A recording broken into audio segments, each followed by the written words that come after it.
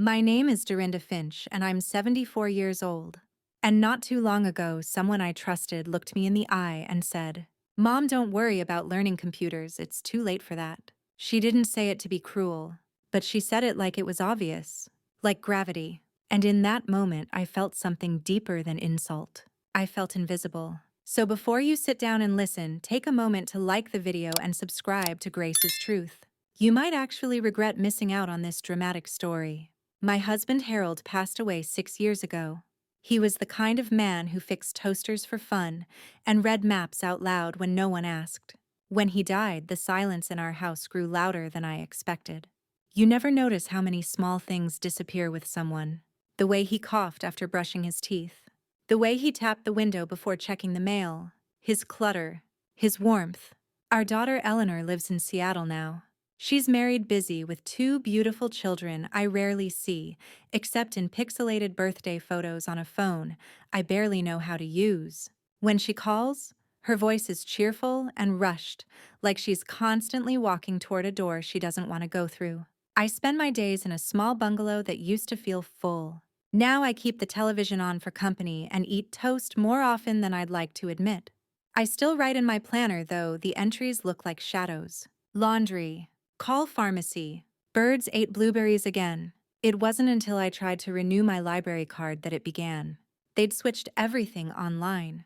You can do it from home. The young clerk chirped, barely glancing up. I smiled politely, clutching my crumpled paper form. "No, I don't really have a computer," she blinked. "You could ask your kids." That night, I sat at my kitchen table eyeing the old laptop Harold once bought during a Black Friday sale. Still boxed. Still sealed. He never got around to opening it. I never got around to returning it. When I mentioned it to Eleanor the next morning, she laughed. "Mom, no offense, but you. On a laptop. What for?" "You've never needed one." "I need to renew my library card," I said evenly.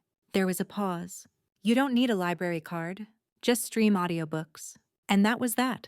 But something flickered in me. Not rage. Not sadness. Something quieter. Something sharp. I wanted to know. Not to spite her, but to remind myself that I could. The next week, I opened the laptop. And just like that, I entered a world designed to keep people like me out. The screen lit up like an alien planet. I didn't know what the arrow was called. I didn't know what double-click meant. I didn't know how to make the blinking box stop blinking. And God help me. I touched the screen and waited for something to happen. There was no welcoming voice, no gentle hand, just the cold blue glow and my own heartbeat. By the third day, I'd unplugged the modem twice and called the electric company thinking it was Wi-Fi. By the fifth, I'd somehow changed the language to Portuguese and couldn't change it back. By the sixth, I sat on the kitchen floor and cried. Not because I couldn't do it, but because the world had decided I shouldn't. Eleanor didn't answer my calls that weekend. I think she thought I'd given up. But here's the thing. I was a librarian during the card catalog days. I learned the Dewey Decimal System in 2 weeks. I helped 3 generations of children find dragons in books. I was not going to let a plastic rectangle defeat me. So I did what any proud old woman does when the world underestimates her. I found a way. I walked down the street and knocked on Caleb's door. Caleb is 16, wears headphones like jewelry, and once mowed my lawn in a crooked zigzag for $20. I told him I'd pay him to teach me everything he knew about computers. He blinked at me like I'd grown a second head. Then he shrugged. "Sure, I guess." And that was the beginning of everything. The first lesson, "Don't be afraid to break it," he said. I stared at the keyboard like it might bite me. "What if I delete something important?" "You probably will. That's how you learn." And slowly, like teaching a cat to swim, I learned what a browser was, how to double-click without panic, what the refresh button did, why cookies weren't actual cookies. Each small victory felt monumental. I emailed the library. They emailed back, "Welcome, Mrs. Finch. Your library card has been renewed." I sat at my desk and cried again. But this time, it was different. This time, it felt like I'd unlocked a door that had been rusted shut for years. But the real test was coming. The moment I overheard Eleanor talking to her husband on speakerphone. "She's trying to be on the computer again. I told her to just let it go. But you know, Mom? She's stubborn." I didn't confront her. I didn't argue. I just opened a new tab and kept going. Because I wasn't learning to prove her wrong. I was learning to remember who I was. Caleb came by every Saturday afternoon. He never stayed more than an hour, but those 60 minutes became the most vibrant part of my week. He smelled like cheap deodorant and potato chips, and he talked fast like every second wasted might be the death of him. But he was patient in his own odd way. Okay, Mrs. Finch, today we're going to talk about passwords. Like the one Harold used for the mailbox. We just wrote it down on a sticky note. He rolled his eyes and laughed. No offense, but you probably shouldn't do that anymore. The concept of protecting something invisible with something unmemorable made no sense to me. Still, I listened.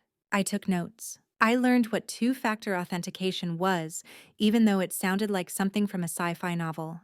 When Caleb left that day, he waved and said, "You're actually kinda cool, you know." I chuckled. That's the first time anyone said that to me in decades. And it stuck with me. Not because I wanted to be cool, but because someone younger had seen me. Really seen me as someone capable of change. The next day I opened YouTube. Just typing it into the address bar made me feel like I'd cracked a code. I searched for how to bake cinnamon rolls from scratch, and suddenly I was watching a woman in Idaho show me her grandmother's secret. I could pause her, rewind her, follow her hands. I didn't just watch, I learned. That's when it hit me. This wasn't just about using a computer. It was about reconnecting with the parts of me I thought I'd lost. I hadn't baked in years, not since Harold's last birthday. But now the smell of cinnamon and sugar filled my kitchen, and for a moment I remembered what it was like to create something. I sent a photo of the finished rolls to Eleanor. No caption, just the photo. She replied 2 hours later. Wait, you made these? And then, Mom, did you send this from your phone? I didn't reply, not because I couldn't, but because I didn't need her validation anymore. But pride is a funny thing. Just when you think you've conquered the mountain, a new one appears. It happened at the pharmacy. I was trying to refill a prescription through an online portal. I followed the steps exactly as Caleb had taught me, but the screen kept freezing. I pressed the back button, refreshed. The page started over, again and again. Behind me, the line grew. A man about my age scoffed. Maybe you should ask someone younger, sweetheart. The pharmacist smiled awkwardly. Do you want me to just handle it? Something inside me crumbled, not because of the mistake, because of the assumption that my failure wasn't technical, but biological. That somehow, because of the year I was born, I didn't belong in this world. I left the store without my refill. I went home. I made tea. And for the first time in weeks, I didn't open the laptop. Caleb noticed right away during our next session. You didn't finish the video I sent you. I shrugged. Maybe I'm too old for all this. He leaned back in his chair and stared at me like I'd betrayed him. You taught me how to use a card catalog, remember? I looked up. What? He grinned. You told me about the library. That's what a search engine is, right? A digital card catalog. You already get it. It was the first time anyone had framed it that way. Not as a deficit, but as a translation. I hadn't failed. I just hadn't yet found the right language. And just like that, I booted the laptop again. The world opened wider. I learned to order groceries online. I discovered TED Talks and documentaries and online crossword puzzles that didn't require a pencil. I joined a Facebook group for senior women who were learning tech together. We shared memes, recipes, and tech frustrations that would have made Eleanor roll her eyes. And then came the best day of all. My granddaughter Penny called me on video. It wasn't scheduled. It wasn't planned. I'd simply clicked answer, and suddenly her face filled my screen. Grandma, you're on video. I whispered, barely believing it myself. Her eyes sparkled, and in that tiny rectangle I saw everything I'd been missing. Her chipped nail polish, the way her braid fell sideways, her dimple when she laughed. We talked for 20 minutes. When we hung up, I cried, not because I was sad, but because I was finally back in the world. I began documenting my journey, not in a diary, but on a blog. Caleb helped me set it up.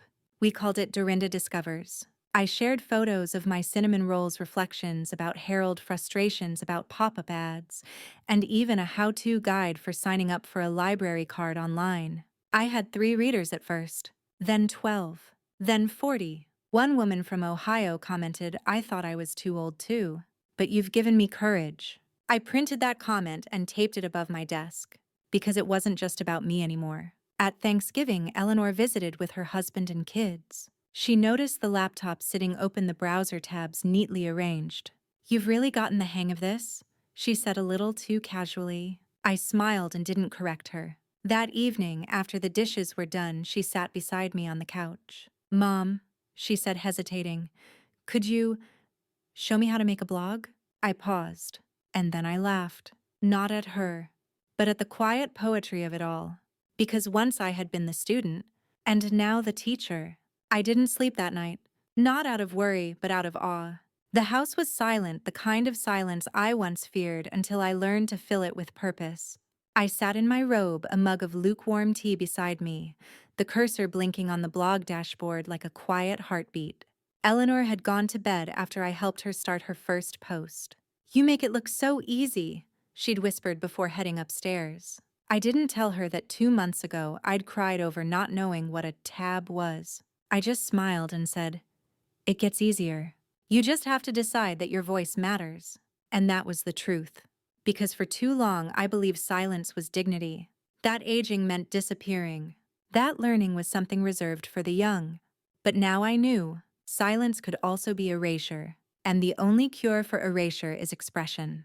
The next morning, I woke up to 3 new comments on my blog. One from a woman named Lorraine. "I haven't used a computer since my husband passed. Your cinnamon roll post reminded me I used to love baking. I think I'll try again." Another from a gentleman named Salvatore. "Reading your posts gives me something to look forward to in the morning. Keep going." And the third from someone anonymous. "You make me feel like maybe I'm not too late."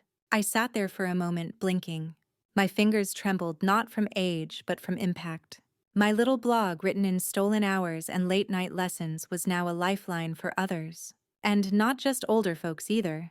Young people commented too, saying they'd sent the blog to their grandparents, that it helped them reconnect. I replied to every single one, not because I had to, but because every message was a reminder I had arrived. Fully, loudly, digitally. Caleb came by that Saturday with a look of excitement I hadn't seen before. "Guess what?" he said, dropping his backpack and firing up the laptop without waiting for me to ask. "I submitted your blog to the Community Learning Network, and they want you to speak at the next local meetup." I blinked. Speak? Yeah, like in front of people. Or, well, maybe just over Zoom. It's all virtual. But still, I froze. Me? Speak to people about technology? It felt absurd, like a turtle teaching a cheetah to run. But he was looking at me with those expectant teenage eyes, the same ones that once assumed I didn't know what Wi-Fi was, now lit up with pride. "Okay," I said softly. "Let's do it." The day of the virtual event, I wore Harold's old blue cardigan, the one he always said made my eyes look brighter. Caleb sat beside me off camera just in case something glitched. My palms were sweaty and I kept wiping them on my skirt. When the Zoom call started, 30 little faces appeared. Some old, some young, all waiting. And for the first time in my life, I didn't feel old. I felt seasoned, like a vintage wine, like a voice that took time to ripen. I told them about the moment I opened that box, about the embarrassment, the doubt, the words I overheard. And then I told them about the moment my granddaughter's face appeared on the screen and how that changed everything. I ended with this: we're not too old to learn. The world may have changed its language, but that doesn't mean we've lost our voice. It just means we need new tools to be heard. And trust me, once you find that voice again, it echoes farther than you can imagine. When the session ended, everyone clapped. Some wiped away tears. Caleb patted my shoulder and said, "You nailed it." That night, I received more messages than ever before. 2 weeks later, a reporter from the local paper called. "We're doing a feature on seniors breaking barriers," she said. "Your blog came up more than once. We'd love to profile you." Me. In the paper. Not because I had died. Not because I had turned 90. But because I was alive and doing something new. The headline was simple: Digital Pioneer. At 74, Dorinda Finch learns to click and connect. The photo showed me at my desk, fingers poised above the keyboard, smile hesitant but real. Eleanor texted me the same day. I'm proud of you. 3 little words. But they landed heavy, sweet. Christmas came fast that year. Instead of holiday cards, I made a slideshow of photos from the blog. My cinnamon rolls. My first library renewal email. My messy desktop filled with sticky note reminders like press enter once and don't panic, just write. Click. Penny helped me add music. Caleb helped me upload it to YouTube. We watched it together on Christmas Eve. My family all on the couch, my face glowing from the television screen. At the end, the final slide read, "It's never too late to learn, and never too early to listen." Silence fell. Then applause. Real, honest, not just being nice applause. Even my son-in-law, who once joked I'd never get past solitaire, wiped his eyes. Later that night, Penny pulled me aside. "Grandma," she whispered, "do you think you could teach me how to write a blog?" I smiled. "Only if you promise to teach me how to use emojis properly." She laughed so hard she snorted. That's when I realized I hadn't just learned the internet, I had bridged a gap between generations, between past and present, between isolation and connection. I never thought I'd become a teacher again.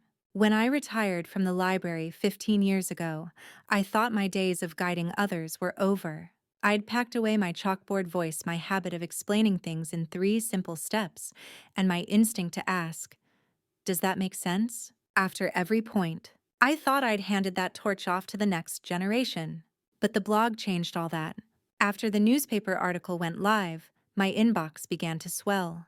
Not with spam or shopping ads, but with real letters from real people. Some in their 70s, others in their 30s. One even from a 14-year-old who said, "I sent your blog to my Nana. She said it made her feel brave again." Brave again. It broke me. Because somewhere along the way, the world had taught us that bravery belonged only to the young. That trying something new was a game for the unwrinkled and the fast. But courage, I've learned, comes in many forms. And one of the most overlooked, sitting down at a blinking screen and saying, "I have no idea what I'm doing, but I'm here." One day, I got a call from the director of the local senior center. "We heard about your blog," she said. "Would you be willing to lead a digital literacy group here? Nothing fancy, just an hour or 2 a week." I almost said no, not because I didn't want to, but because the thought of standing in front of a group, some of whom might be older than me, some who might know even less, filled me with the same terror I felt the first time I clicked send on an email. But I remembered what Caleb once told me. You don't have to be perfect. You just have to be 2 steps ahead. So I said yes. The first day of class, I wore my good brooch, the pearl one Harold gave me for our 35th anniversary. I figured if I couldn't dazzle them with my tech skills, at least I could look like someone who knew what she was doing. There were 8 students. A woman named Marla who still used a flip phone. A man named George who'd brought his grandson's iPad but didn't know how to turn it on. And a sweet couple, Edith and Leonard, who sat holding hands and whispered to each other like newlyweds. We started with the basics. What is Wi-Fi? How do you open a browser? What happens when you click something? There was laughter, groaning. At one point, Marla exclaimed, "Where did my mouse go?" And we all spent 5 minutes realizing she meant the cursor. But there was also something deeper, something electric, a sense of possibility. At the end of the first session, George stayed behind. He looked down at his hands and said, "My daughter says I should just let her handle things. Online banking, my bills, my email. She means well, but it makes me feel small." I put my hand on his shoulder. "You're not small," I said. "You're learning, and learning is the opposite of shrinking." He nodded, then whispered, "I signed into my email today. First time in 3 years. There was a message from my brother. He's dying." But he wanted to say goodbye. I swallowed hard. "That's what this is about," I said softly. "Not screens. Not buttons. Connection." He hugged me. Not a polite, gentle hug, but one of those full-body, tear-in-your-throat embraces that say, "I see you. Thank you." The class grew. 8 became 12, then 20. Soon we had to move to the community room. People brought baked goods stories and their deepest insecurities. And slowly, week by week, those insecurities gave way to curiosity, and then to pride. Edith sent her first email to her granddaughter in Canada. Marla opened an Etsy shop to sell her handmade scarves. Leonard learned how to play chess online and now brags about beating a stranger in Budapest. One day, Caleb stopped by. He stood in the back, arms crossed, grinning like a proud parent. "You built this?" he whispered after class. "No," I said. "We built each other." The blog kept growing too. I began posting tutorials. How to use Zoom without crying. Why your password can't be password 123 anymore. What does the cloud actually mean? People shared them. A few were picked up by national senior forums. One got featured in a digital aging conference. Suddenly, I was being invited to speak not just at local events, but at virtual panels across the country. At 74, I was busier than I'd ever been, and happier too. Not because of the accolades, but because I was finally using all of me. The part that taught, the part that wrote, the part that believed people could surprise you, especially yourself. One evening, Penny video called me again. Her face looked troubled. "What's wrong, sweetheart?" She hesitated. "I posted a video online last week. Just a dumb thing. Me dancing with some friends. It got a ton of views, but people are being cruel. The comments." She looked down. It hit me like a wave. This glowing box we use to connect it can also cut deep. Age doesn't protect you from that. Neither does youth. I took a deep breath. "People will always find something to judge," I said. "But their comments say more about them than you. I want to delete it." "You can, but first ask yourself, do you regret it? Or are you just afraid of being seen?" She looked at me, eyes wide. "I thought you didn't understand social media." "I don't, but I do understand people." She smiled. "I'll leave it up." "Thanks, Grandma." After we hung up, I wrote a new blog post called "When the Internet Hurts." It went viral within 2 days. The world had changed, and so had I. From invisible to undeniable, from outdated to online, from passive to present. And the most powerful part, I hadn't just built a digital life, I'd built a digital legacy. It was a strange thing to feel more relevant at 74 than I had at 50. In my 50s, I had retired, faded back, became Grandma Mom Harold's wife. I was loved, yes, but defined by the relationships I served. Now, with nothing but a second-hand laptop and shaky hands on a mouse, I had carved out an identity again, and not one someone else gave me. One I made. The day everything shifted again began like any other. A cold morning. Toast with marmalade. I was reading comments on my blog when a new email popped up in boldy. Subject: National Digital Literacy Summit, Keynote Speaker Invitation. I blinked. Read it once. Then again. Then a third time. It was real. A woman named Dana, the executive director of a national nonprofit focused on senior digital inclusion, had come across my blog. She was putting together a summit with leaders, educators, policymakers, and tech innovators. And she wanted me to deliver the opening keynote. "Your voice reminds us what's truly at stake," she wrote. "We need someone who's lived it." My first reaction: absolute panic. I wasn't a speaker. I didn't wear power suits. I didn't know how to click through slides with a remote clicker.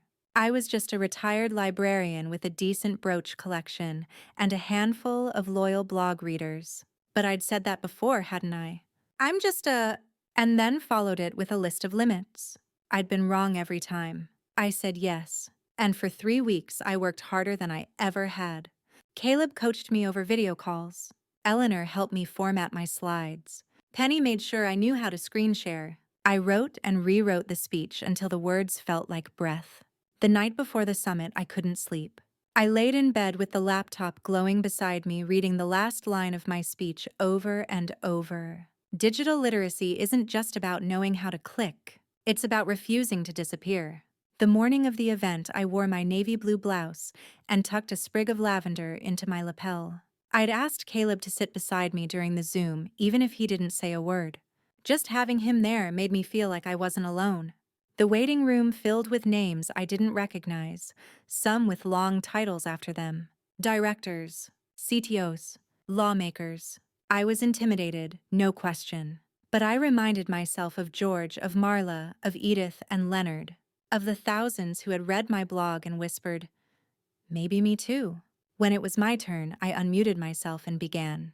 I'm Dorinda Finch, and I'm 74 years old. 6 months ago, I couldn't tell a tab from a toaster. I thought cookies were something you baked, and I was terrified I'd break my laptop just by opening it. Now, I've taught over 300 seniors how to use a mouse, write an email, and see their grandkids smile through a screen. I've learned what the cloud is, why your password needs a capital letter, and how to shut down a scam with the same ferocity I used to use on overdue book returns. But more than that, I've learned I'm not done learning, and neither are any of us. I told them about the pharmacy, the library card, the blog. I told them about Eleanor's doubt and Caleb's belief. I told them about the tears, the fears, and the joy of clicking send for the first time. And I ended like this. We live in a world that assumes aging means fading. But technology doesn't belong to the young. It belongs to the curious. And curiosity doesn't have an expiration date.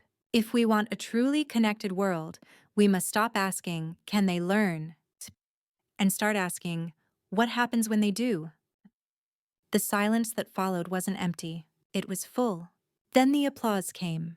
Digital, yes, but no less real. Hearts react. Clapping emojis. Even a few tears on camera. Dana unmuted herself with a watery smile. That was exactly what we needed. I closed the laptop and let out a breath I didn't know I'd been holding. Caleb turned to me, eyes wide. You're kind of famous now, huh? I chuckled. Not famous, just finally heard. He grinned. Same thing sometimes. The weeks that followed felt like a dream. I was interviewed by NPR. A podcast for senior empowerment reached out. I even got a handwritten letter. Yes, a real one. From a woman in Maine who said she printed out every blog post and read them like chapters of a novel. Eleanor called one evening, her voice softer than usual. Mom, I didn't say it before, but I'm sorry. For what? I asked, even though I knew. For doubting you. For assuming you couldn't. I thought I was protecting you. I let that sit. Let it breathe. I know. But sometimes love means handing someone the keyboard. Even if you're scared, they'll press the wrong button. We both laughed, then cried. It was the first time in years that I felt like we were speaking as equals. I kept teaching. The community center started a Dorinda Digital Lab. Local schools invited me to speak about intergenerational tech tutoring. Even Penny's high school asked me to do a video session on how to help your grandparents go viral. That title made me giggle for days. And I kept blogging too. Every week I wrote about not just the how, but the why. Why learning matters. Why agency matters. Why we should never accept the phrase too late as anything but fiction. Because I knew now. The stories we tell ourselves shape what we believe we can do. And I was ready to write new ones. It was late spring when something unexpected happened. Something that changed the tone of my journey entirely. I received an email from a tech company. Not just any company, a major one. The kind whose commercials you see during the Super Bowl. The kind that builds smartphones and operating systems and sleek watches that tell you when to breathe. The subject line read, "We'd like to feature you in our intergenerational learning campaign." I laughed out loud. At first I thought it was spam. I even flagged it. But when Dana from the summit confirmed it was legitimate, I stared at the message for nearly an hour before replying with a cautious yes. The campaign was called Bridging the Click, a national initiative to promote digital inclusion for seniors, and they wanted me to be the face of it. Me. Not some actor in a cardigan with overly bright teeth. Me. Wrinkles. Worry lines. Wisdom. All of it. The filming took place at my house. They asked if I'd prefer a studio, but I told them my home was where this journey began, at the same wooden desk where Harold once left me notes in the margins of his crossword puzzles, where Caleb taught me how to right-click, where Penny showed me how to insert emojis without making a mess. The crew arrived like a small army. Lights, cameras, makeup artists who tried to tone down my laugh lines. I told them to leave them in, and a kind director who said, "We're not filming a tech tutorial. We're filming courage." That touched me more than I expected. The shoot took 2 days. They filmed me typing on the laptop, browsing my blog, reading comments aloud. They filmed Caleb walking me through a basic troubleshooting tip. They even captured Penny and me FaceTiming while she taught me how to use the stories feature on social media. At the end, they asked me to look directly into the camera and speak to the audience as if I were speaking to someone afraid. I said this. I know you're scared. I was too, but don't let fear shrink your world. You're not too late. You're just on the edge of something new. And maybe it's time to click forward. The commercial aired during a national broadcast 2 weeks later. I didn't even know until Eleanor called me in a frenzy. Mom, you're on TV. Within an hour, my inbox overflowed. Messages from strangers, teachers, students, grandchildren thanking me for giving their grandparents the courage to try. A woman in Arizona wrote, "My 81-year-old father just ordered his first smartphone. Because of you." A teacher in Brooklyn wrote, "I played your ad for my fifth graders. Now they're teaching their grandparents how to use Google Docs." And then, one message that made me sit down. "I've been housebound since my stroke last year. I thought the world had closed its door. Then I saw your story. I've ordered a laptop. I'm going to find my door again." I was overwhelmed, not by the fame, but by the sheer number of people who, like me, had been silently waiting for permission to start again. It reminded me of a truth I used to whisper to young readers in the library when they said a book was too hard. You don't have to know the ending. You just have to turn the page. Soon, I was invited to join the advisory board for a nonprofit that trains older adults in basic digital skills. My blog was included in a national curriculum. The Dorinda Digital Lab expanded into 2 more community centers, and we received a grant to supply devices to seniors who couldn't afford them. One afternoon, as I was setting up laptops for the new class, George shuffled in holding up his phone proudly. I just set up a reminder for my medication. No post-its this time. He beamed like a boy who'd just tied his shoes for the first time. And I felt it again. That electric, invisible thread connection courage change. But not everyone celebrated my rise. At a neighborhood gathering, an acquaintance pulled me aside and asked with a laugh, "So what's next, Dorinda? TikTok dancing?" I smiled. "Maybe not dancing," I replied. "But who knows? Maybe teaching TikTok to someone who wants to remember how to move again." She blinked. I excused myself and went back to helping Leonard upload his favorite jazz songs to his playlist. Let them laugh. They always laugh before they understand. A few weeks later, I was at a local coffee shop when a young woman approached me shyly. "Excuse me," she said. "Are you Dorinda Finch?" I nodded. She held up her phone. "I follow your blog. My grandma passed away last month. But before she did, we used to read your posts together every Tuesday night. It was our thing." Tears pooled in her eyes. She died with her iPad next to her. One of your posts was still open. I reached out and squeezed her hand. Some things like grief and impact don't need many words. Just presence. That night, I wrote the most important blog post of my life. The real reason I learned computers. In it, I said this. I didn't learn the internet to become famous. I didn't do it for a headline or a campaign or even my blog. I did it because I was tired of watching the world walk past my window and pretending I didn't care. I did it because I missed my granddaughter's laugh. Because I wanted to order cinnamon rolls at 2 a.m. Because I wanted to prove that the only expiration date on growth is the one you give yourself. And I did it because someone somewhere was waiting for a sign that it's not too late. Let this be that sign. I pressed publish and went to bed with the softest, most joyful ache in my chest. Spring turned to summer, and with it came a sense of lightness I hadn't felt in years. Not just in the weather, but in my bones, in my routines, in my soul. Every morning, I brewed a fresh pot of coffee, opened the curtains, and sat at my desk like it was my pulpit. There were no sermons, just stories. But they mattered. Maybe even more. My blog now had over 100,000 subscribers. That number still stuns me. Not because of what it represents in size, but in humanity. That's 100,000 people somewhere in the world who felt isolated or underestimated. And for 5-10 minutes a week, they read my words and feel just a little more possible. That's not just traffic. That's trust. One Tuesday, I received a message from a university professor. She taught a course called Technology and Aging, and she wanted to assign my blog to her students. "I want them to understand that digital inclusion isn't about pushing buttons," she wrote. "It's about pushing back against erasure." I sat with that line for a long time. Pushing back against erasure. Yes, that's exactly what this had become. Because erasure is silent. It doesn't yell. It just skips you. You're not invited to the conversation. You're not considered. You're not taught. You're not asked what you think. It's as if the world looks at your wrinkles and assumes your mind has retired too. But I was proof, bold breathing, clicking proof that we were not just still here, but still evolving. That summer, the Dorinda Digital Tour began.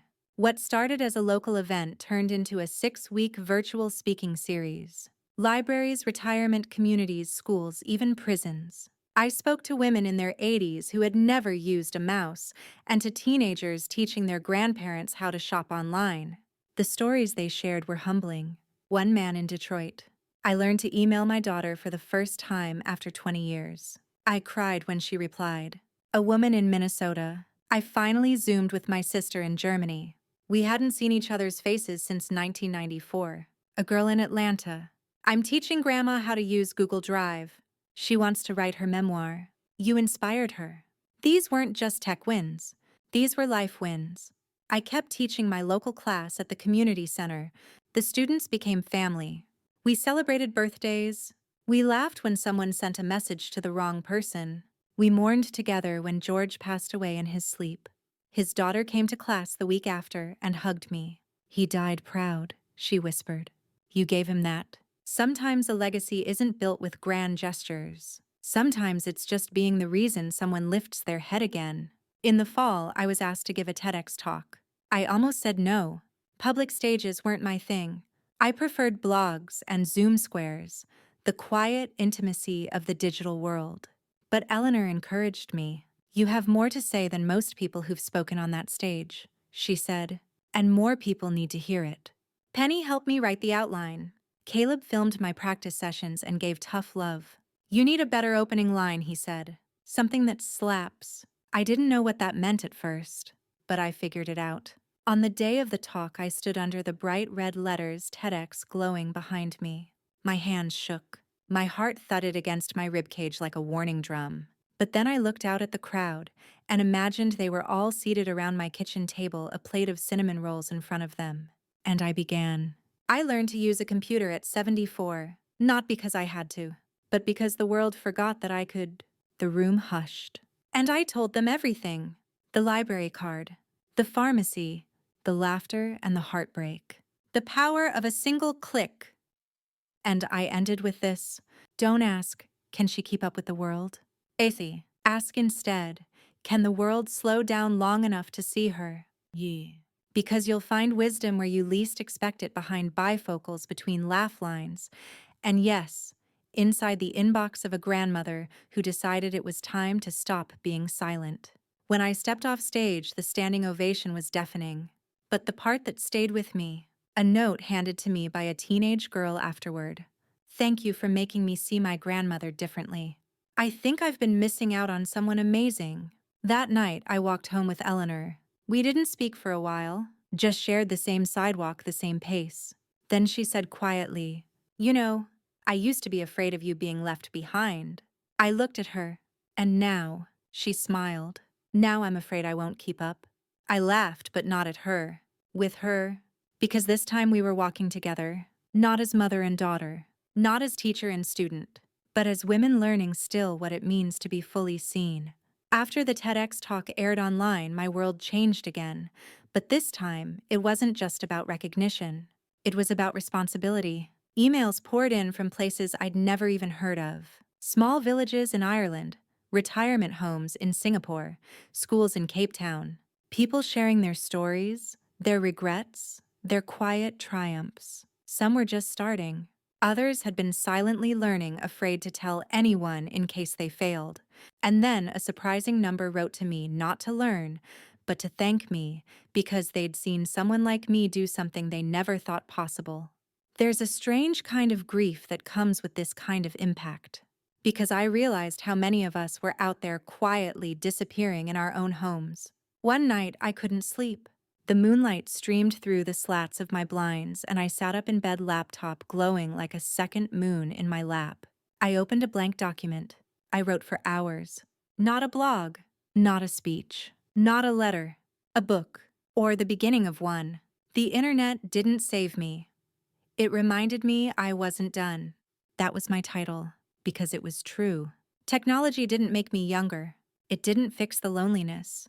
It didn't replace the feeling of Harold's hand in mine. But it did give me a voice again. It gave me reach. And most importantly, it gave me purpose. The next morning, I called Penny. "Do you know anything about self-publishing?" I asked. Her voice brightened immediately. "Grandma, are you writing a book?" "I think I am." A pause. "I'm proud of you." I smiled. "You've been saying that a lot lately." She laughed. "Get used to it." Over the next few months, we worked together, me writing her editing and formatting, Eleanor managing emails and logistics. Caleb designed the cover. A sketch of my hands on a keyboard, aged and sure, with soft golden light pouring through a nearby window. When the book launched, we didn't expect much. Maybe a few hundred readers. A handful of local sales. But within a week, it became an Amazon category bestseller. Not because it was flashy or viral, but because it was honest. People are starved for stories that sound like their own. Then came the invitation that felt like a full circle. A major university, my alma mater, in fact asked me to speak at their graduation. Graduation. I was once the girl who stood in the back row at her own ceremony, clutching a degree in library science and a stomach full of nerves. Now I was returning not as a student, not as a spectator, but as a voice. They told me I'd have 10 minutes. I took 9. Because by then I'd learned that the most powerful stories aren't long. They're true. I used to believe that life narrowed with age. I told the graduates that, like a river running to sea, it would become quieter, slower, more invisible. But I was wrong. Life doesn't narrow unless you let it. Growth is not a privilege of youth. It's a birthright of being alive. And if you ever forget that, just remember your grandmother might be learning to code in the next room. They laughed. Then they stood. And as I walked off stage, diploma robes rustling around me like wings, I thought of Harold. I thought of the little girl I used to be writing poems in the margins of library books. I thought of Eleanor now walking beside me, not behind. And I thought of all the women who had ever been told they were too late. That night, back at home, I got a letter in the mail. A real letter. Handwritten, trembling cursive. It read, "Dear Dorinda, I'm 89 years old. My hands don't work like they used to. My eyes blur after a page. But I watched your video. I bought a device with voice commands. And yesterday I sent my first email. It simply said, 'Hi, I miss you.' To my son. He replied within minutes. 'You gave me that moment. Thank you.' I held the letter against my heart and closed my eyes. This is why we learn. Not for likes, not for lectures, but for love, for connection, for the single sacred act of not giving up on ourselves. Later, I opened my laptop, fingers hovering over the keyboard. I didn't know what I'd write next, but I knew one thing. I wasn't done. And as long as there was someone out there still waiting to begin, I'd keep showing up, clicking forward, one page at a time. The autumn wind came early that year, brushing gold into the trees and silver into my windowsills. I found myself slowing down, not because I was tired, but because I had learned to savor every mug of tea, every typed word, every email from someone saying, "Because of you." I no longer rushed through my days as if they owed me something. Instead, I greeted each one with curiosity. What might I learn today? It was a question I never asked in my 60s. But at 75, it was the heartbeat of my mornings. One morning, while updating the blog with a post titled, "I just subscribed to a podcast, who even am I received a message from a man named Dr. Raymond Liu. He was a neuropsychologist and head researcher at a center studying cognitive plasticity in aging brains. His message was simple. "We've been following your work for months. You're living proof of the very thing our research is trying to prove. That learning new digital skills can not only preserve mental agility but restore it. Would you consider visiting our lab?" I stared at the screen for a full minute before laughing to myself. Not long ago, I didn't know how to copy and paste. Now, scientists wanted to scan my brain. A month later, I was in a white lab coat, borrowed not earned, walking through the corridors of a sleek facility filled with quiet hums and brilliant minds. The walls were lined with portraits of thinkers, researchers, innovators, and then They added mine. A photograph taken from the TEDx stage. No filter, no airbrush. Just me speaking, gesturing, believing. We want our interns to walk by your face, doctor, Liu said. And remember that technology isn't just about code. It's about humanity. I didn't know what to say, so I simply nodded. Because sometimes awe steals even the most practiced voice. They showed me scans. Side-by-sides of brains before and after tech engagement. Images lit up like constellations. Areas once dim were now shimmering like fireflies blinking in the dark. And mine, Doctor, Liu smiled. Your cognitive mapping resembles that of someone 30 years younger. I chuckled. Try telling that to my knees. But deep inside, I felt something crack open joy tinged with a gentle kind of rage. Because if the world had taught us this sooner, how many more of us might have lived brighter, longer, deeper? How many years were wasted believing we were obsolete? That night, I wrote a new post. Dear Silicon Valley, don't forget the silver-haired ones. It went viral. Shared by startups, professors, nursing associations, and even celebrities. Some called it a manifesto. Others called it a love letter. To me, it was just truth. Because here's the secret no one tells you. The world isn't just made by those who code it. It's shaped by those who refuse to disappear inside it. Penny came to visit the weekend after. We made hot cocoa and watched movies with the subtitles on for me and the volume down low for the cat. She turned to me during a quiet scene and said, "Grandma, do you realize how many people see you as a role model?" I shook my head. "I didn't do anything special." She smiled. "That's what makes it special." After she left, I sat by my window with my laptop. Outside, a few children were walking by, bundled in jackets, backpacks bouncing. I opened a new document and began to type. Why we must redesign the world for the old and the brave. Because bravery isn't exclusive to the young. And tech isn't about speed, it's about access. About voices that shake but speak anyway. The more I wrote, the more I realized that this life wasn't a second act. It wasn't a comeback. It was a continuation. The same girl who once taught children how to find books using index cards had grown into a woman teaching elders how to find themselves using search bars. It was always about access. About helping people reach what they didn't know they deserved to touch. At the community center, my digital literacy group had now expanded to a waiting list. We called it the Click Club. Every Friday, we met older men and women, laptops and hand laughter in the air. Leonard, now 91, was editing his memoir using Google Docs. Marla was creating digital art on a drawing tablet and selling prints online. Edith had started a YouTube channel where she read bedtime stories for her great-grandchildren and now had followers from Brazil to Canada. And me. I mostly just walked around with a thermos of tea and a heart so full I could barely contain it. One afternoon, Edith pulled me aside. "You do know what you've done, don't you?" I blinked. "What's that?" She looked around at the group, some squinting at screens, others whispering instructions with the kind of patient tone once reserved for knitting groups and church bake sales. "You didn't just teach us to click. You taught us we matter." That night I wept, not the kind of tears that come from pain, but the ones born when you realize you didn't just survive your years, you used them. The day I turned 76, I woke up to a flood of notifications, emails, blog comments, DMs from strangers across continents. Some simply wrote, "Happy birthday, Dorinda. You give me hope." Others sent pictures. An elderly couple holding hands while watching my TEDx talk. A middle-aged man teaching his father to open a YouTube account. A grandmother in a sari smiling proudly next to her new tablet with the caption, "First selfie ever." I sat at my desk wrapped in my soft lavender shawl staring at the screen in disbelief. Not because it was overwhelming, but because it was real. These people weren't just following me. They were walking with me. And I realized, this wasn't a movement I started. It was one I gave a voice to. A movement already rumbling in thousands of silent living rooms in nursing homes, in library corners and small-town porches. People who had quietly told themselves, maybe I'm too late. And now, they were logging on. Eleanor came over that afternoon with a lemon cake and a small gift bag. "I didn't know what to get you," she said with a sheepish grin. You already have everything you need and half the internet talking about you. I laughed and opened the bag.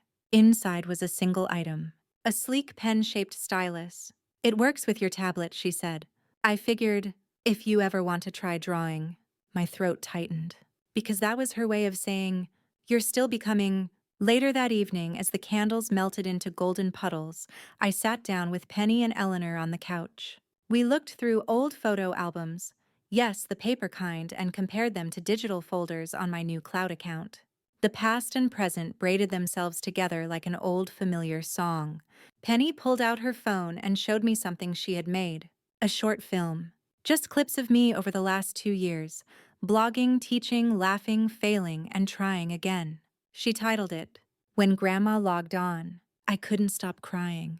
Not because of nostalgia, but because I saw what I had become in real time framed through the eyes of someone I loved. Later that week, I received a call from a woman named Angela.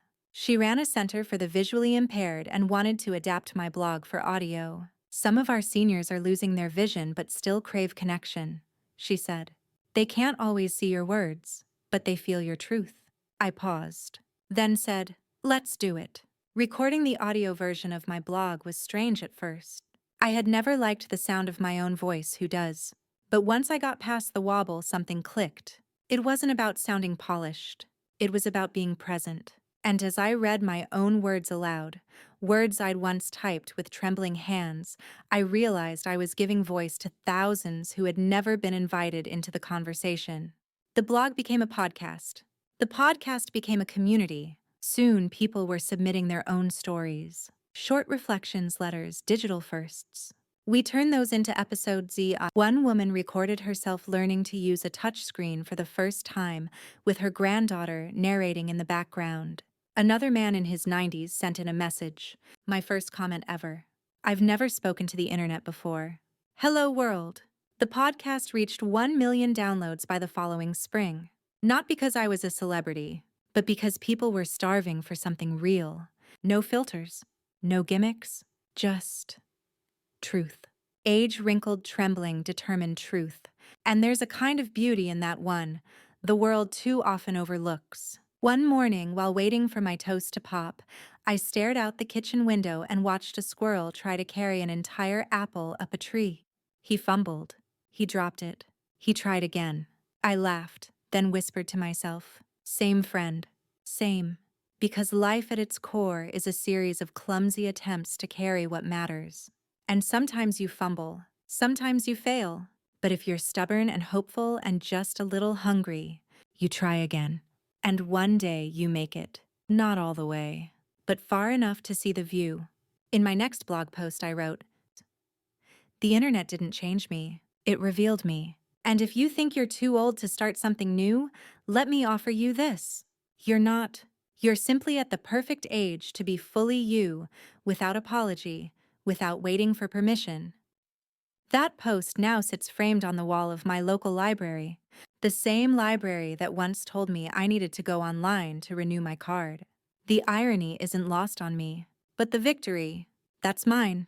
Winter returned as it always does, soft at first, then stern. I bundled up more often. My steps grew slower. The kettle took a bit longer to whistle, or maybe I just moved more gently through the day. But one thing never changed. Every morning I opened my laptop, and with it a window to a world that once seemed too fast, too complicated, too far beyond me. Now, it was mine, not because I conquered it, but because I met it on my own terms. That winter, something extraordinary happened. The National Education Foundation invited me to participate in a panel titled, Lifelong Learning, When the Student Becomes the Teacher. I'd stopped being surprised by invitations like this, but this one felt different, because it wasn't just about digital inclusion anymore. It was about redefining what learning looks like at any age. I shared the panel with a robotics engineer, a climate activist in her 20s, and a high school dropout who taught himself quantum physics on YouTube. I was nervous at first. Who was I, after all, next to all these technical prodigies?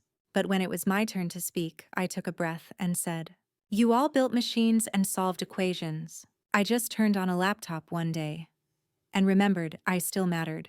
and the silence that followed told me everything. That panel led to another, then another. Eventually, I was asked to help design a national curriculum for senior digital education. Me, designing curriculum. I'd done it in my younger years, yes, but now I brought more than books and bullet points. I brought life. I knew the fear that comes with opening a browser for the first time, the shame of asking your grandchild how to close a window, the humiliation of being told you're too late, and more than anything, I knew how to flip that shame into power. We launched the program in over 100 libraries across the country. We called it Click Forward, the courage to begin again. It was simple, beautiful, and filled with kindness. No jargon, no fast-talking tech bros. Just real people teaching real people. We printed workbooks with large fonts and gentle instructions. We included blank pages for notes, affirmations like, "You are not behind, you are beginning." And I wrote the foreword, which ended with this: "This isn't about catching up. It's about arriving with everything you've carried." Caleb, now in his freshman year of college, came back during winter break to visit. He sat at my table drinking peppermint cocoa and scrolling through his phone. "You know, he said my media studies professor showed one of your interviews in class." I raised my eyebrow. "Was it the one where I compared Facebook to a neighborhood gossip bench?" He laughed. "No. The one where you said technology is just a tool? It's how we use it that writes the story." I smiled. "Well, I still believe that." He put down his phone. "Grandma, do you realize how many people think of you when they finally decide to try?" That landed hard, because it wasn't just about being seen anymore. It was about seeing myself as someone who had become the permission others needed. I began working on a second book. This time, it wasn't a memoir. It was a guide. Click Forward. A digital companion for the brave and curious. I filled it with lessons from my workshops, anecdotes from readers, and even exercises like write your first email to someone who changed your life and Google something you were afraid to ask. Eleanor helped me with the publishing. Penny wrote the introduction. Caleb designed the interactive companion site. It was a family project in the truest sense, a bridge built across 3 generations. During one of my weekly digital classes, a woman named Ruth, 83, with paper-thin skin and a fierce purple scarf, stood up and said, "I used to think I was stupid, that I couldn't learn. But last week I FaceTimed my sister in Melbourne. We hadn't seen each other in 47 years. And, you know what? We both cried. Not just because we missed each other, but because we realized we were still becoming." The room was quiet. Then everyone clapped. No one told her she was brave. She already knew. And that's when I knew. This wasn't about me anymore. It never really was. It was about us, the ones overlooked, underestimated, written off. The ones who weren't supposed to belong here on apps and platforms and in digital spaces. But we were here, not as guests. As pioneers. I changed my blog's tagline that week. It used to read, "An older woman learning new tricks." Now it read, "Digital wisdom from those who've lived it." Because if age brings experience and experience brings perspective, then the internet needs us more than we need it. We are the missing narrative, and we're done being silent. That night, I sat at my desk with the window open, the cold air brushing across my face. The world felt wide and soft and full of possibility. I opened a blank document and typed the words I knew someone needed to hear. You are not late. You are not lost. You are exactly where your next beginning begins. And I clicked publish, with hands still trembling and a heart still ready to learn. That spring, a man named Luis emailed me from Argentina. He was 88 years old. He had lost his wife the previous year, and with her, he said the last thread of conversation in my house. He hadn't spoken to anyone but the grocery delivery boy in months. Then he stumbled across a translated version of my blog, read 3 posts in a row, and decided on a whim to borrow his grandson's tablet. It took him 4 tries to turn it on, but on the 5th try, the screen lit up, and so did something in him. His message to me ended with this: I have started talking again because now I believe someone might listen. I read that sentence 10 times, maybe more, and I thought, this is not a blog, it's a lifeline. By now, the podcast had evolved too. We had listeners in 40 countries. We had volunteers translating transcripts, and we had contributors seniors submitting their own stories and voice messages. I'll never forget the first time we aired one. It was Edith. She read a short letter she had written to her past self.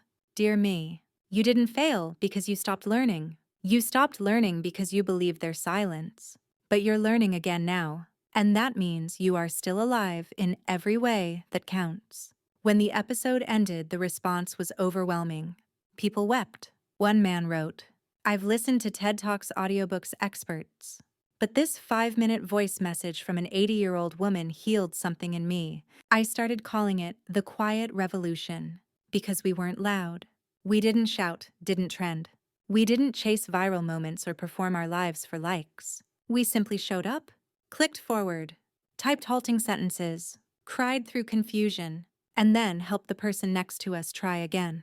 A few months later, I received a message from an editor at a major publishing house. They wanted to publish an anthology based on the stories in the podcast. They said it was a new genre, elder memoir meets digital liberation. I told them I didn't care about genres. I care that someone like Ruth or Louise can hold their story in their hands and say, I belong on a shelf. They agreed. The book was titled, Still Becoming. Stories from the Second Digital Dawn. The book tour was unusual. We did it all online. Zoom rooms, live podcasts, even one virtual gathering hosted in a Minecraft server by a group of tech-savvy teens who had adopted their grandmothers as digital pen pals. I logged in with Caleb's help and appeared as a character wearing a cardigan and spectacles. The kids had customized it just for me. We laughed until our sides ached. And afterward, one of the teens messaged me. I never knew older people could be so cool. You remind me that growing up doesn't mean growing away. One morning, Eleanor and I went to the local bookstore, where a small table displayed our new book. It sat next to sleek bestsellers, thrillers, business memoirs. But ours was the only one with silver hair on the cover. And behind it, a photo of my original desk, my cinnamon rolls, my trembling hands on a mouse. A whole life told in pixels, pastries, and persistence. Eleanor snapped a photo of me standing beside it. She posted it on her page with the caption, My mother is proof that courage doesn't retire. A few weeks later, the mayor's office contacted me. They wanted to honor me with a civic award, Citizen of the Year, for cultural innovation and community empowerment. I nearly declined. I wasn't doing this for applause, but Caleb convinced me, you have to accept it, Grandma. Because when they hand you that award, they're handing it to all of us who've ever felt left behind. So I said yes. At the ceremony, the auditorium was packed. Elderly faces lit up from front row to balcony. Younger ones, too. Some students who had followed the blog since high school. And as I stepped onto the stage to accept the plaque, I looked out at the sea of humanity and said, This is not a victory lap. This is a welcome mat. For every person who thought they had run out of time, I promise you, the clock doesn't own your story. You do. The applause was long. But the stillness afterward, that sacred silence before people start speaking again, that's what stayed with me. Because that's the moment when words stop echoing and begin to land. On the walk home, Eleanor slipped her arm through mine. You know, she said, a few years ago, I thought I was taking care of you. I looked at her and smiled. And now, she grinned. Now I just try to keep up. We walked on in silence. Past the park where I once sat alone, unsure how to turn on a laptop. Past the library that now had a plaque on the wall with my name. Past the school where Caleb once mowed the lawn and now taught after-school coding classes. And finally back to my small home, where a blinking cursor waited patiently for my next story. Because endings, they're just where we pause to breathe.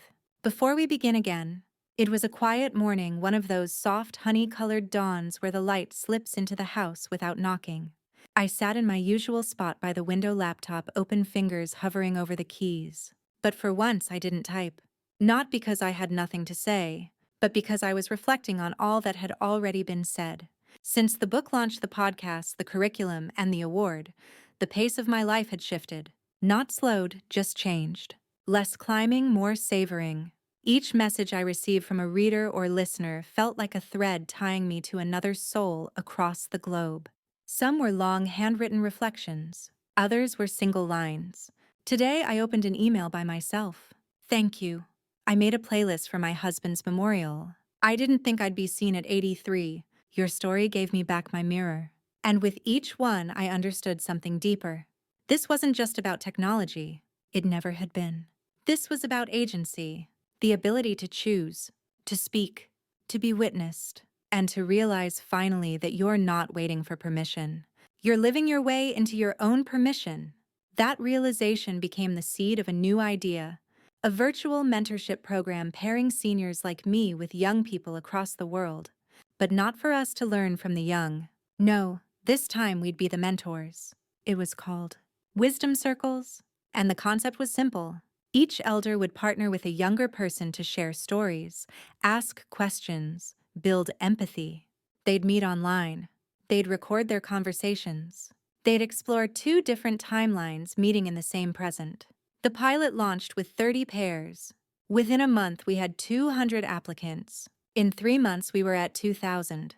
It was beautiful watching generations sit across from each other on Zoom screens, not as grandparent and grandchild, but as fellow travelers on this strange journey of being alive. One participant, a young man named Matteo, said it best. I didn't know history lived in real people. Now I do. And his mentor, a 92-year-old woman named Beryl. She said, I didn't know the future wanted to listen. Now I do.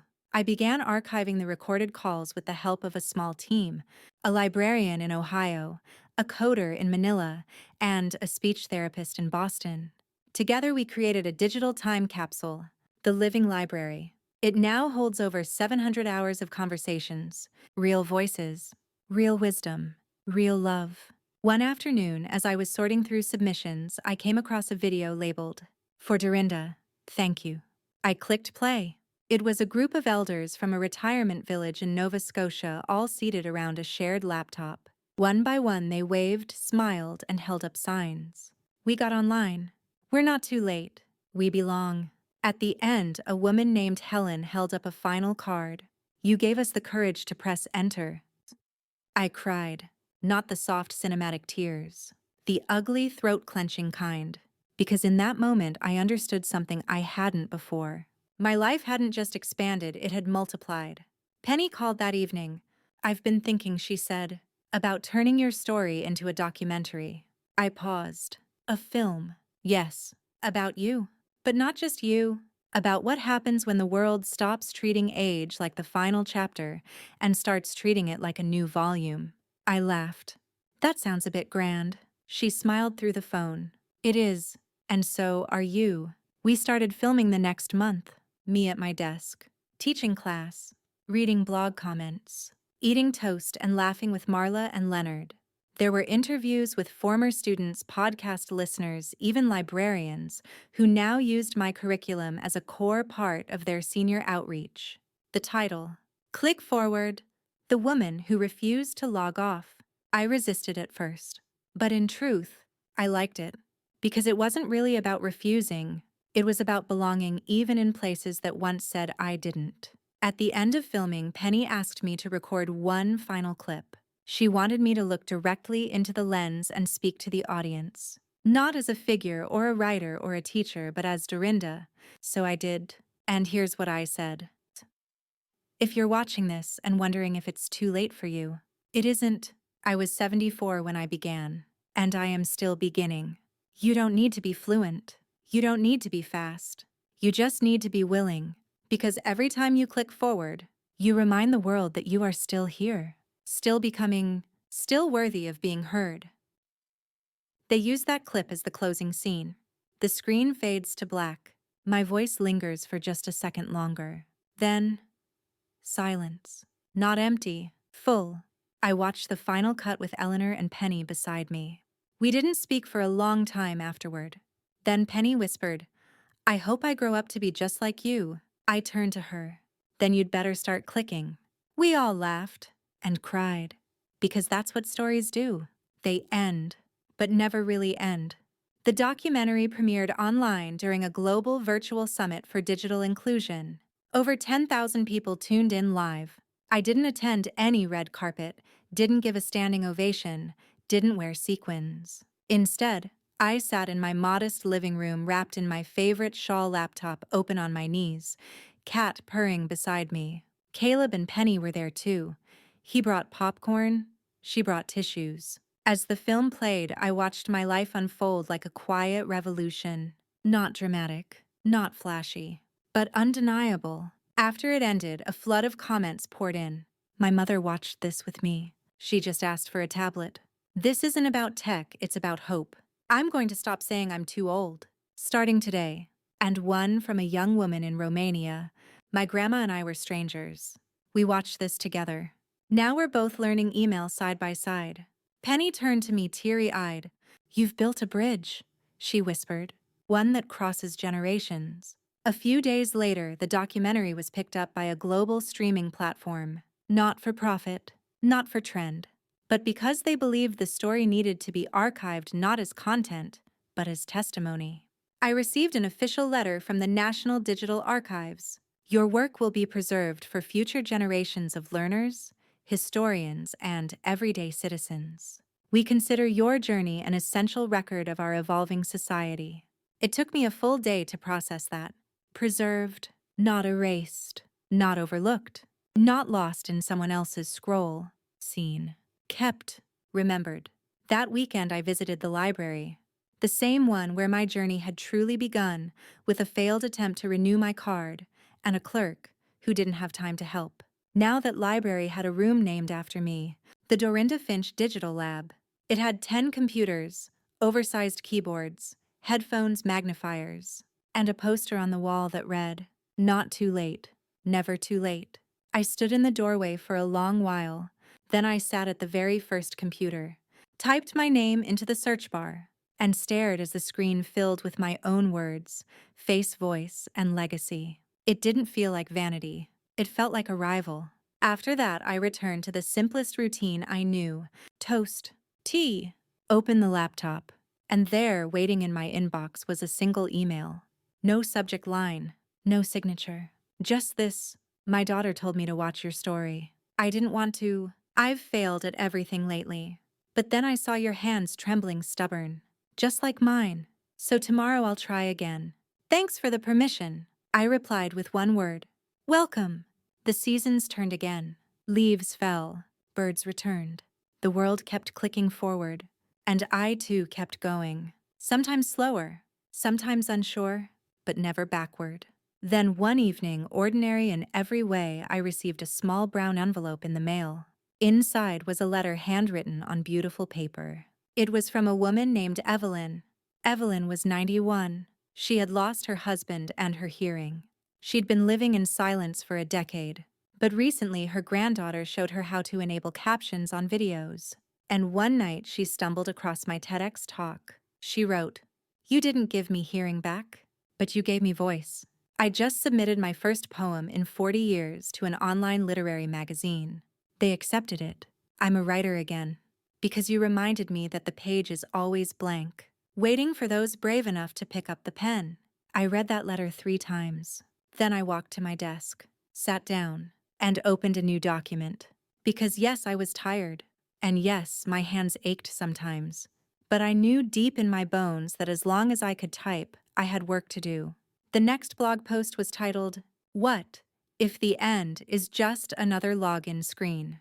In it I wrote, "I used to think the end came slowly like a screen fading to black.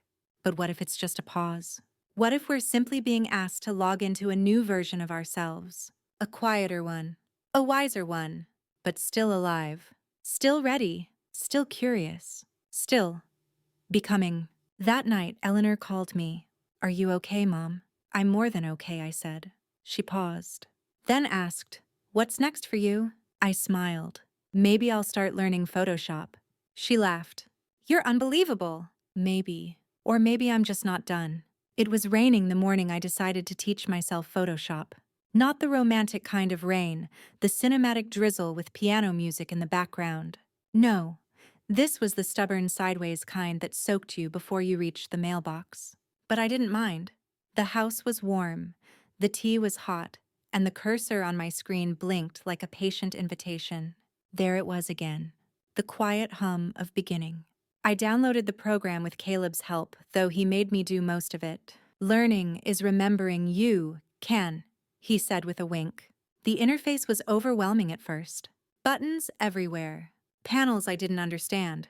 Names like Gaussian blur and clipping mask that sounded like science fiction. For a brief moment, I felt the old doubt creep in. What if this is too much? But then I remembered George. I remembered Ruth. I remembered Evelyn's poem.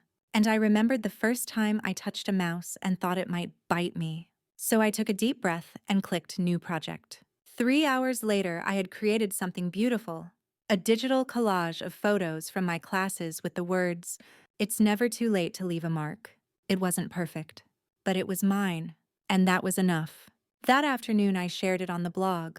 The post went viral again. People messaged asking for tutorials tips, even art commissions, which I kindly declined.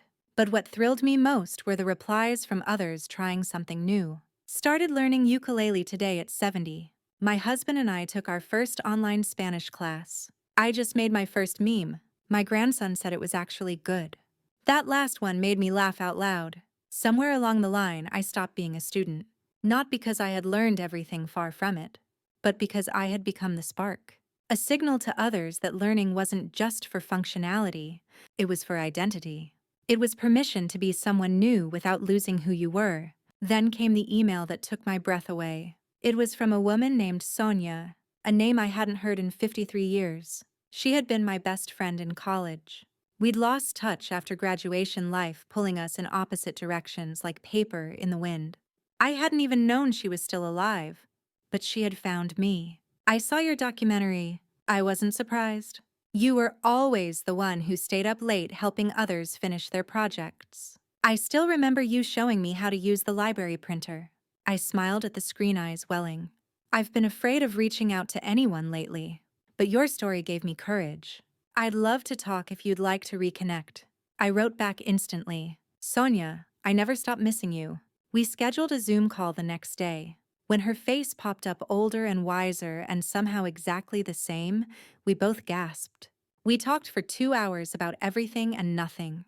At the end, she said, "You reminded me that the internet isn't cold. It just needed someone like you to warm it up." Weeks passed. Seasons shifted. More classes. More blog posts. More handwritten letters in the mail. One came from a man named Dennis. "I lost my wife this year. Your voice was the only one I could stand hearing after. Now I've joined a grief support group online. Thank you for helping me re-enter the world." I whispered his name aloud after reading it, not as a reader, as a fellow human walking through sorrow into something resembling light. And then came one of the last milestones I never expected. I was invited to contribute to a digital museum exhibit, Voices of the New Century. It featured thinkers, artists, scientists, and yes, elders. My entry wasn't flashy, just an old desk, a well-worn laptop, and a video of me teaching someone how to send their first email. Underneath the video, a plaque read, "Dorinda Finch, Digital Elder, taught thousands to begin again." The day the exhibit launched, I visited it online with Caleb. He sat beside me the same way he had that first Saturday when I didn't know what a browser was. He watched the screen with quiet pride. Then he turned to me and said, "You know, Grandma, when I started teaching you, I thought I was passing something down." I raised my eyebrow. "And," he smiled, "now I realize you passed something forward." Later that evening, I opened a new blog post. I titled it, "Final Clicks But Never the End." And I wrote, "If you're reading this, you've walked with me. Through fumbling passwords, through blinking cursors, through cinnamon rolls and courage and too many cups of tea. I don't know what tomorrow holds, but I know this: we are still becoming. And even if the screen goes dark one day, my story and yours will echo through every brave click we made." I hovered over the publish button for a long, soft moment. Then I clicked. Not goodbye, just click forward. A few months later, I received a small package in the mail. No return address. Just a hand-drawn heart on the corner of the envelope. Inside was a USB drive and a note. "I'm 12. My grandma passed last week. Before she left, she said, if you find Dorinda Finch, tell her I was never afraid, because I knew she was learning with me. So I made this video of her, It's just her reading your blog out loud, laughing, trying to figure out how to bookmark it. She said your voice felt like hers. Thank you for giving me part of her I never saw before. I sat for a long time holding that note. Then I opened the video. And there she was, this beautiful woman with soft eyes and silver hair sitting in front of her computer, narrating my words with a kind of reverence I hadn't expected. She paused once, smiled into the camera, and whispered, "If Dorinda can do it, so can I." I watched it twice. Then I saved it to a special folder on my desktop. Proof of light.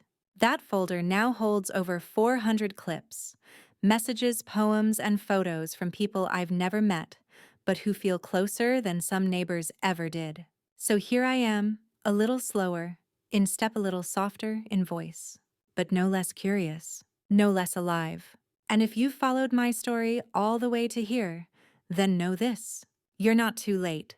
You never were. Whether it's your first click or your thousandth, I'll be here smiling somewhere on the other side of the screen, whispering back the words I now believe with all my heart.